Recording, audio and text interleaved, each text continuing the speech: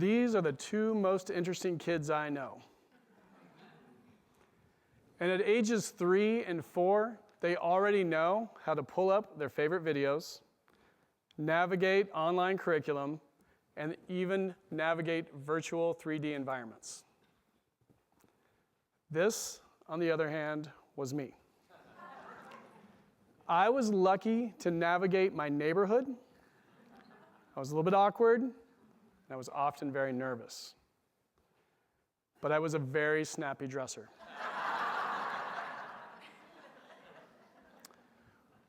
What I expected of school and what my kids expect of school is vastly different.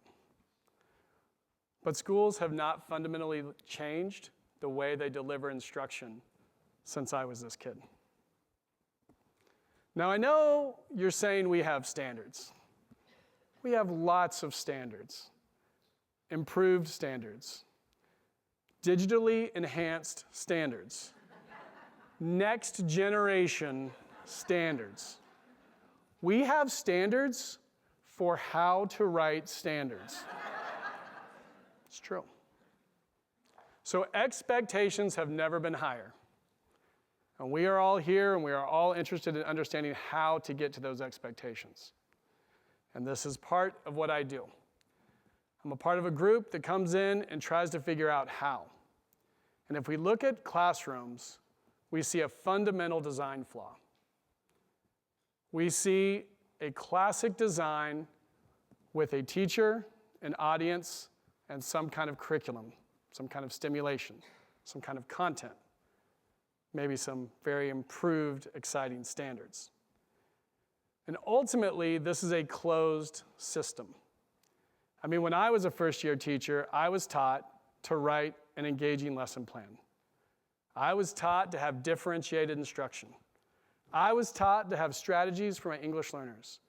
I was taught to have strategies to extend the learning for the kids who managed my lesson plan, because if I wasn't ready when the kids showed up, it was game on, baby. And you better be ready. In fact, I was told to run that lesson plan by my administrator to get advice before the kids showed up.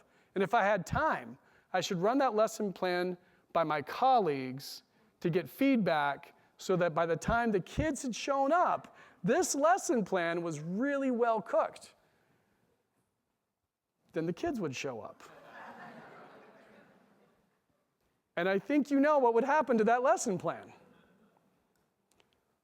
The problem, or the design flaw, is all this talk without the kids in the room. All this talk about the kids. All this preparation for learning. All this revelation of learning. So what would it look like if we shifted this? What if it wasn't a closed system? What if it was a more open system?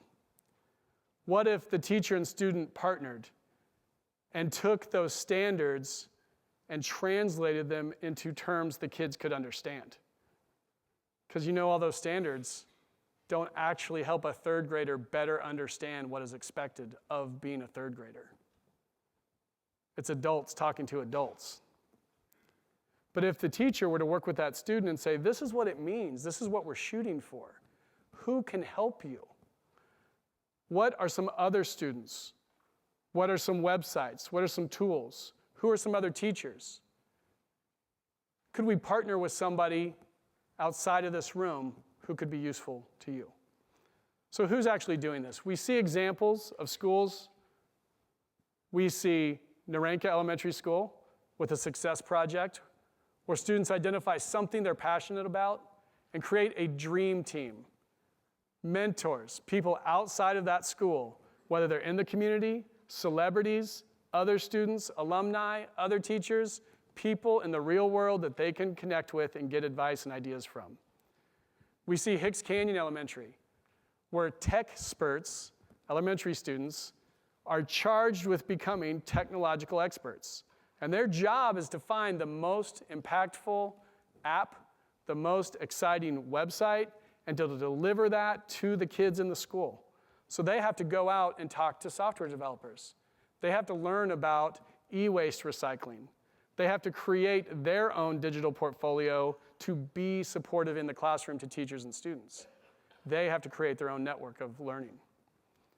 We also see some of the work we do with the Asia Society's Global Competency, where the students present their globally competent portfolio to people doing the work, to nonprofits, to business leaders, sharing what their vision for global competency means, so that students get actual feedback by actual people. Now, this doesn't mean the teacher's not incredibly important. In fact, this makes the teacher the most important activator, as John Hattie would say, the great connector, but not necessarily the content expert that I tried so hard to be my first year in teaching. Ultimately, learning networks are about connecting kids to as many people and as many resources as possible.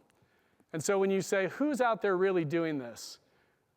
There's a charter school we started about 9 years ago that has taken this idea of personalized learning and morphed it into personalized mastery learning, where students are charged with creating their personal learning network. Students have to identify the outcomes, find the resources, and build the team that will lead to success. That team means other students. That team means other teachers. That team means experts in the community. And hey, that team might be somebody they connect with out there in the real world. So the personal learning network, the mastery learning network, is about teaching kids how to find resources and build their teams. Ultimately, if you want to change performance, we can debate whether you change behaviors or beliefs, but my experience says that if you want to change performance, change the audience. Teachers have often been the audience. They create the lesson, they deliver the lesson, they review the work created by that lesson.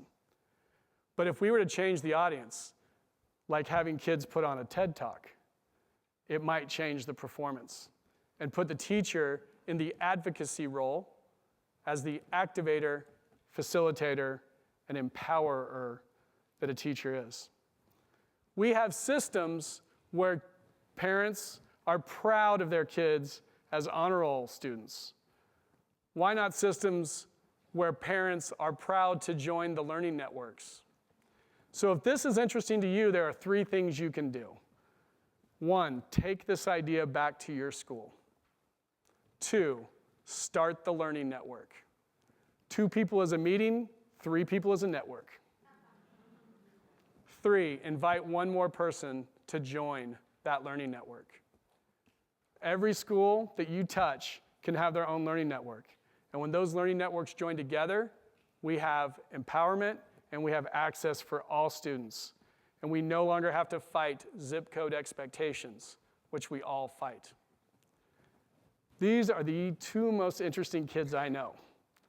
The best thing I can do is be on a team with them, and I invite you to join me. And let's make those teams available to every kid. Thank you.